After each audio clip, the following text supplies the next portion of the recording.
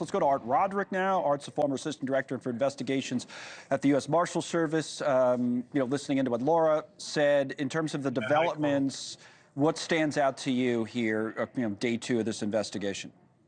Well, day two, they've got a ton of information on this individual already, and I'm kind of surprised he hasn't been picked up yet. The video of him at Starbucks and stuff are pretty clear photographs. And between that and some of the other things electronically that can be done, I think this guy's time being free is very limited at this point. They should be able to pick up not only electronic surveillance, but also with the video and him basically not having any covers on his face at all, and them tracking him through the various video cameras is going to be key to grabbing this. But I think the background on this is going to be the issue, is what is the motive? Was he paid? Are there other people involved? Was he surveilling this individual? So there's a ton of questions out there that aren't going to be answered until he's in custody. But I think that's going to be probably very shortly. What do you think of the shell casings that there was words, deny, defend, depose? If we have this book cover, I want to put it up, about the healthcare industry that a lot of people have been talking about. We reached out to the author. The author did not comment, but if you look at the book, it says delay, deny, defend, similar terminology about insurance companies. It was written to say, if they're not paying claims, what you can do about it. And again, the author did not comment on this case, but it's something I guess people look at, right, in the industry, and then these are similar words on the shell casings. Well, that's definitely going to go to motive, I'll tell you that. It's interesting that somewhat there's a reference to this book. Oddly enough, I talked to a couple people in the healthcare system, and they're kind of like not surprised by any of this, considering what is going on.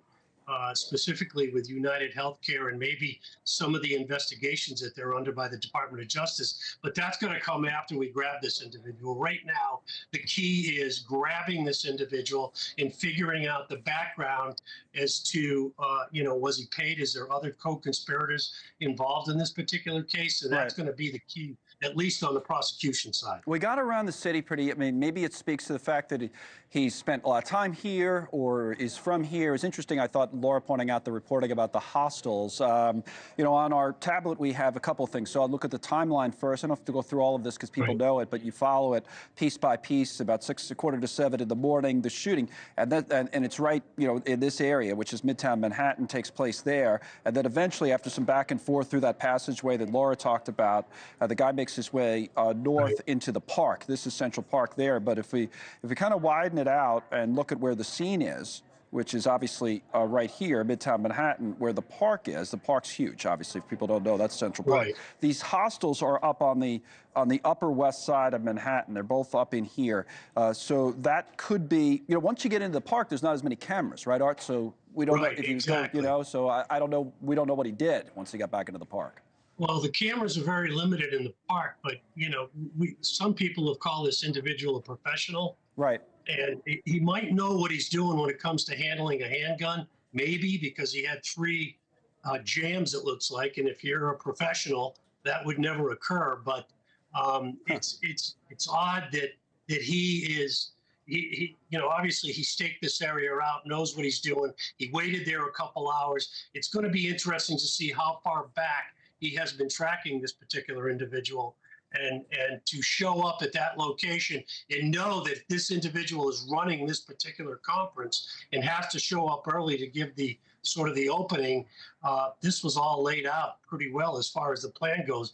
But for him to be videoed like that all over the place and to be able to track this individual, I would say there's nothing professional about that. So there was a video, right, so that wouldn't be a pro move, right? So there's a video yesterday that we saw that was supposedly at Starbucks. That was the one where there was a mask up to about here and you could just see his eyes, right? Yes. But now these other pictures that we just showed a moment ago, a whole face. Are you confident, by the way, so that's the Starbucks video right there. You see the mask up to his nose. This is the pictures that one of them that we see today. There are 2 pictures.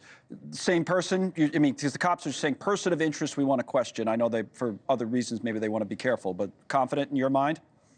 I think if they grab these 2 individuals, obviously it's going to lead to something. To me, where's the backpack? Well, did you say 2 individuals, so you don't think it's the same, that's the same person? I don't know. Okay. You got to kind of look at it. To me, it doesn't look exactly like the same person unless he changes clothing. But here we've got him right there with a gray backpack on.